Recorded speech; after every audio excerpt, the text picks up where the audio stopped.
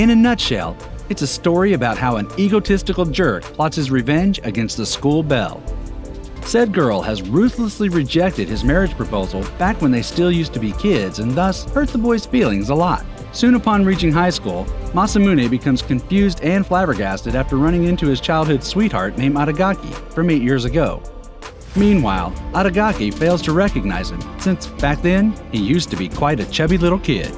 This works in Masamune's favor though, since the guy is still burning with a desire for vengeance after Adagaki ruthlessly rejected his wedding proposal all those years ago.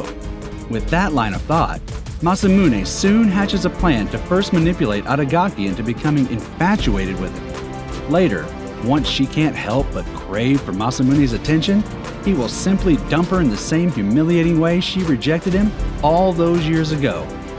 Things seem to be going well on the start getting along with Adagaki front until some mysterious person ends up leaving a note behind Masamune's locker. Written inside is the nickname Pig's Foot, which Adagaki assigned to Masamune during their childhood days spent playing together. That said, there's definitely some wretched person out there who's familiar with Masamune's true identity and might even expose him and his true motives in front of Adagaki any time now. Soon afterwards, Masamune is confronted by Adagaki's personal assistant, Yoshino, who reveals herself as the person behind that mysterious letter. Seriously? The servant girl first recognizes him and not Adagaki herself? What are the odds of that happening? Anyways, Masamune is soon blown away by Yoshino's next words. Turns out, not only is the sleazy attendant aware of the guy's insincere motives, but she's even willing to help Masamune exact his vengeance against her mistress Adagaki. Thing is, according to Yoshino, Adagaki has become as proud as Lucifer these past few days. That said, a little heartbreak might indeed work wonders on the cold-hearted Adagaki's path to self-discovery and development.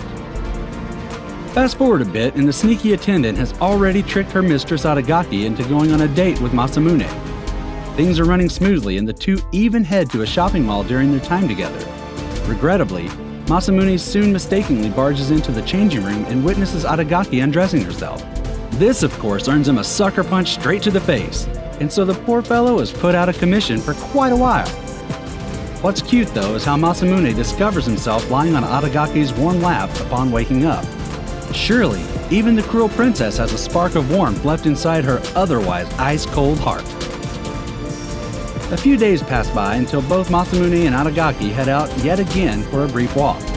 What's strange, though, is how a gorgeous-looking girl suddenly appears out of nowhere and even audaciously starts hugging Masamune out of the blue. Masamune, of course, stands confused and petrified, since the guy's got no clue regarding who the insane newcomer might be, and more importantly, why she chose to give him a bear hug out of the blue. Meanwhile, Adagaki is seen clearly smoking fumes of envy out of her ears. Can't blame her. Any girl would react the same way in case her potential love interest gets tightly hugged by a total stranger all of a sudden. On the following day, it's revealed how the unknown girl from yesterday is the new transfer student named Fujinoyima. For some reason, Fujinoyima seems to like Masamune a great deal. Unfortunately, her feelings aren't reciprocated by Masamune, since getting back at Adagaki is the only thing on this vengeful fellow's mind these days. Later that afternoon, Masamune's tiny little mom happens to run into both Yoshino and Fujinoyima by chance, and therefore invites both these girls back to her home on behalf of her son. This sudden turn of events leaves Masamune flabbergasted at first. However, the guy soon regains his composure and even spends some chill time together with his two beautiful classmates. Later though, Masamune's soul almost abandons him as he learns how the childhood photo of him standing next to Adagaki has gone missing. Yoshino, of course, happens to be his partner in crime and has no reason to betray him. That said, Fujinomiya is likely the culprit here. Flash forward a few days and Masamune finally shows up unannounced at Fujinomiya's apartment for the sake of investigating his lost photo. Interestingly though, Fujinoyima proactively admits being the person who stole his photo and even returns it back. Turns out, her intention behind stealing that photo wasn't so that she could blackmail Masamune. Rather, she took it simply because the fellow seemed cute while still a chubby little kid. That being said, Fujinomiya clearly states how she has feelings for Masamune and even suddenly kisses him. That catches the guy off guard for a minute, and there he truly starts to consider abandoning his revenge scheme to simply be happy with Fujinomiya instead. Soon, though, the mood is spoiled once he remembers how Fujinomiya is nothing but a big liar, and thus mercilessly abandons her and leaves ASAP. That's not true, though, as Fujinomiya indeed is genuinely in love with Masamune and even starts crying pitifully after his departure. The guy's a moron if you ask me. I mean, honestly, who dares abandon such a pretty girl who's truly in love with you for the sake of petty vengeance? Alright, Masamune the idiot does, of course. Anyways, Fujinomiya goes missing on the following day. Turns out, the poor girl has been terminally ill for quite a while. That said, all those lies she used to tell weren't meant to harm or manipulate anybody. Rather, they were just all intended to serve as a tough exterior and help hide Fujinomiya's inner fragile self. Long story short, Masamune feels quite guilty upon learning of Fujinomiya's serious condition and then recalling his inconsiderate attitude toward her from yesterday. Thankfully, he's soon able to locate her sitting alone on top of the school building. Her condition seems to have become critical without taking any meds the entire day, and so the sickly girl is admitted to a hospital soon afterward. Later, upon regaining consciousness, Fujinomiya reveals how a difficult and possibly life-threatening surgery lies ahead of her. Before that happens, though, she merely wished to fall in love with someone and therefore randomly chose Masamune as her target. That's what she says, at least. In reality, though, the clever girl is up to her little tricks again. Turns out, Fujinomiya has yet another childhood photo of Masamune, one where he's surprisingly standing next to not Adagaki, but a rather smaller version of Fujinomiya herself. Needless to say, Masamune wasn't just a random experimental love subject in Fujinomiya's point of view. Rather, there's obviously way more to the story than meets the eye. On the flip side, a fatty pays Adagaki a visit back at her mansion and lies about him being her long-lost childhood friend, Masamune.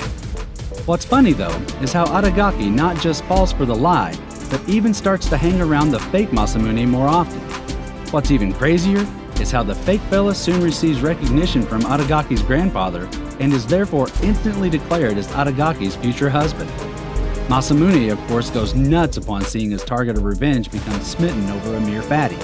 No matter how hard they think, both Masamune and Yoshino fail to come up with any possible countermeasures or even figure out the actual reason why Adagaki seems to have fallen head over heels for the fat newcomer. Days pass by in such awkwardness until finally the school festivals get announced. During the festival, both the fake Masamune and Adagaki are to act as the prince and princess for a fairy tale play. Hilarious, right? A fat prince? Who came up with that, huh? At least that's what Masamune thinks. Anyways, a flashback occurs soon, dictating how the fake Masamune tricked his way into Adagaki's life with the sole purpose of scamming her and ultimately slipping away with as much stolen wealth as possible. Interestingly, Yoshino ends up taking drastic measures by kidnapping the fake fella before the show begins. In such a way, Masamune gloatingly replaces his fat rival as the show's prince, and finally ends up kissing the Princess Adagaki by the end of the show. Goes without saying, Adagaki is immensely grateful for Masamune's help during the show, and even ends up feeding him snacks as a result. I bet her reaction would surely be different should she learn how Masamune had something to do with her fat prince's kidnapping. This basically marks the end of Season 1 of Masamune-kun no Revenge.